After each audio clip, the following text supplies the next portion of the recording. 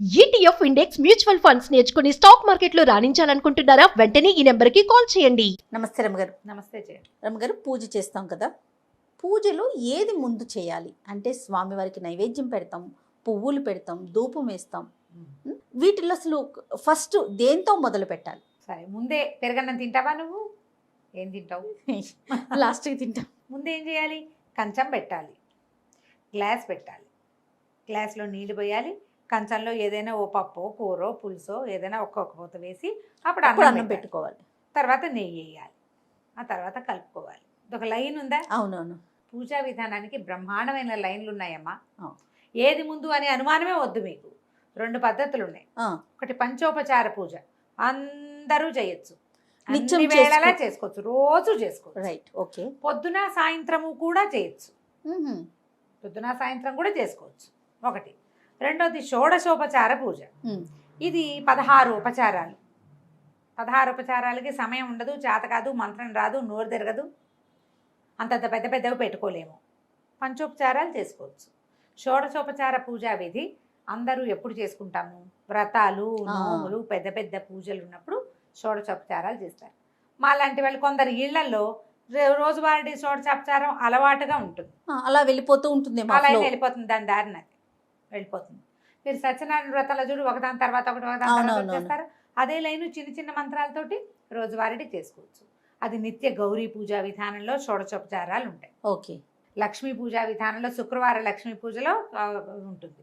అలా కాకుండా ఎవరిళ్లలో వాళ్ళకి దేవతార్చన ఏదో ఉంటుంది, శివ పంచాయతనమో, దేవి పంచాయతనమో, విష్ణు పంచాయతనమో, ఏదో ఒక పంచాయతనం ఉంటే ఆ పంచాయతన విధానం ప్రకారం, లేకపోతే వైష్ణవులై కోవిలాళ్వారు ఉంది వాళ్ళ ఇంట్లో, కోయిలాళ్వారు అంటే కోయిలాళ్వారు పూజా విధానం, ఆయన ఉపచారాలు వేరు, కోయిలాళ్వారు ఉపచారం వేరు. వాళ్ళు కౌసల్య సుప్రజ రామ దగ్గర నుంచి చెప్తారు.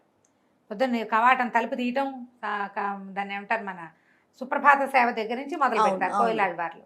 మిగిలిన వాళ్ళందరూ కూడా ఈ షోడశోపచారాన్ని హాయిగా చేసుకోవచ్చు. ఓకే. దానికి లైన్ ప్రకారం వెళ్ళాలి. లైన్ కనపడుతుంది మనకి, శ్లోకాల్లోనే ఉంటుంది. ఏది ముందు ఏది వెనక అన్న అనుమానం మీకు అక్కడనే లేదు. పంచోపచారాలు అనుకో ఎవరైనా చేసుకోవచ్చు. పంచోపచారాలు ఒకసారి చెప్పుకుందామా? గంధము, మొదట స్వామివారికి ఏదైనా పటం ఉంటే పటం తుడిచి బొట్టు పెట్టడం. గంధ పరికల్పన అనేది ఒక విశేషమైన సేవ. దానికి ఏం చేయాలి? మామూలుగా మనం బొట్టు పెట్టాలనుకో, ఒక ఫోటోకో ఒక విగ్రహానికో ఒట్టిగా కుంకుమ మనుషులకు పెట్టినట్టు పెట్టాం. కొంచెం గంధంలో ఒక చుక్క నీరు పోసి తిప్పి గంధం అంటించి దాని మీద కుంకుమ పెడితే కరెక్ట్గా కూర్చుంటుంది. గంధ పరికల్పన, బొట్టు పెట్టడం, గంధం సమర్పించడం. లేదా ఆల్రెడీ బొట్టు ఉన్నది ఇది ఉంటే పుష్పాన్ని, ఒక పువ్వుని గంధంలో అద్ది దాన్ని ఇట్లా సమర్పించడం, అలా కూడా చేయొచ్చు.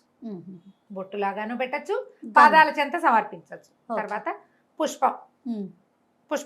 పువ్వులతో అలంకారం చేయటం. ధూపము, దీపము. ధూపం వేయటం ముందు అగరత్తలపై వెలిగించాలా, ముందు దీపం వెలిగించాలా అనేది ఒక పెద్ద ప్రశ్నగా ఉంటుంది. ధూప దీపాలు. ఓకే. అగరత్తులు దీపం వెలిగిస్తాము, దీపం వెలిగించుకొని ఆ దీపంతో అగరత్తులు వెలిగిస్తారు. అగరబత్తులు ధూపం చూపించాక అప్పుడు దీపం సమర్పయామి అంట. ధూప దీపాలు. తర్వాత నైవేద్యం. నీ దగ్గర ఏ పండు ఉంటే పండు, బెల్లం ముక్క ఉంటే బెల్లం ముక్క, పంచదార ఉంటే పంచదార, పటిక బెల్లం ఉంటే పటిక బెల్లం. ఇంకేదైనా విశేషంగా చేసావు అది. పాలు. పొద్దున్నే మనం పాలు కాచుకుంటాం కదా, పాలు కాయగానే నువ్వు స్నానం చేయకపోయినా పర్వాలేదమ్మా, స్నానం చేయకుండా ఎలా పెడతాము లాంటి అనుమానాలు పెట్టుకోబోకండి. సూక్ష్మంలో మోక్షం. అసలు భగవంతుడికంటూ ఒక క్రియ విధిగా నియమంగా చేయండి చాలు. పాలు కాసేటప్పుడు పొద్దున్నే స్టవ్ మీద పాలు కాచుకుంటాం. దీనికి విధానాలు, మనం ఎట్లాంటి అలవాట్లు ఉండాలి మనకి? రాత్రి అంట్లు గిన్నెలన్నీ సింకులోనో పెరట్లోనో పడేసుకోవాలి. స్టవ్ గట్టు శుభ్రంగా తుడిచేసుకోవాలి, స్టవ్ గడిగేసుకోవాలి. పొద్దున్న లేవగానే పళ్ళుతోకొచ్చి స్టవ్ మీద పాలు పెడతావు. పాలు పెట్టావు, స్నానం చేసి పెడతావో చేయకుండా పెడతావో నీ చేత వచ్చినట్టు పెట్టుకో. ఒక దేవుడి కోసం ఒక గిన్నో గ్లాసో రోజువారీ మనం ఎంగిల్ చేసేది, రోజు మనం టీ తాగేది కాకుండా దేవుడికని ప్రత్యేకంగా ఒక కప్పు పెట్టు. దానికి ఒక నిర్ణీత స్థానం ఒకటి పెట్టుకో గట్టు మీద. ఇక దాన్ని ముట్టుకోవు, కదపవు. నువ్వు స్నానం చేసేదాకా దాన్ని ముట్టుకునే పని లేదు.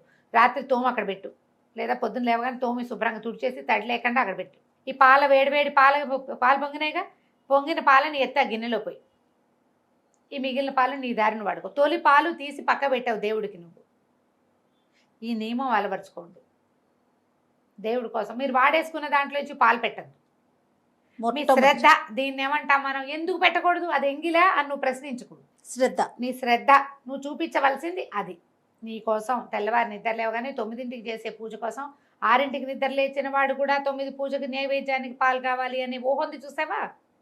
దాని మీద నీకు నియమం ఉంది చూడు. ఎవ్రీడే నువ్వు అలాగే చేస్తావు, మీ ఆయనకి అదే నేర్పిస్తావు, మీ అత్తగారు ఉంటే ఆవిడ అదే చేస్తుంది, నీ పిల్లలు పాలు కాస్తే వాడు కూడా అదే చేస్తాడు. నువ్వు ఎన్ని తరాలని సెట్ చేసావు, ఎన్ని తరాల శ్రద్ధని భగవంతుని ఎందుకు సమర్పించావు, అది ఇంపార్టెంట్. పక్కన పెట్టు. ఎంత చక్కగా ఉందో రమ్మగారు ఆలోచన విధానం, చేస్తే సరిపోతుంది. చాలా బాగుందండి. ఇదే ఇప్పుడు నీకు అదేదో చేయాలనుకోవద్దమ్మా. నేను ప్రతిసారి చెప్తా, నువ్వు బ్రహ్మాండం పగలగొట్టి వజ్రాలు తీసుకొచ్చి పోసినా భగవంతుడు అదే చూస్తాడు నీ యందు శ్రద్ధ ఉందా లేదా అని. నువ్వు చిన్న చింతగింజ దొరికింది తీసుకొచ్చి నీకోసం తెచ్చా అని చూపించావనుకో, నీ శ్రద్ధే కావాలి. నువ్వు మణులు మాణిక్యాలు ఏం పెట్టావు, నువ్వు ఇంత నైవేద్యం ఉండేవా, అది అసలు ఆలోచనే లేదు, అది కరెక్ట్ కాదు. నీ యొక్క శ్రద్ధ, నువ్వు దానికోసం ఎలాంటి సమయం పెట్టావు, ఎంత ఆసక్తిని కలిగి ఉన్నావు, అది నువ్వు నోటితో చెప్తే నువ్వు క్రియ చూపిస్తే నువ్వు కాదు, చేస్తే నువ్వు అక్కడ చూపించకుండా ఉండలేవు. ఆయన చూస్తాడు నిన్ను. ఇది అలవాటు చేసుకోండి హాయిగా. షోడశోపచారాలు చేయలేకపోతే పంచోపచారాలు చేయండి రోజు.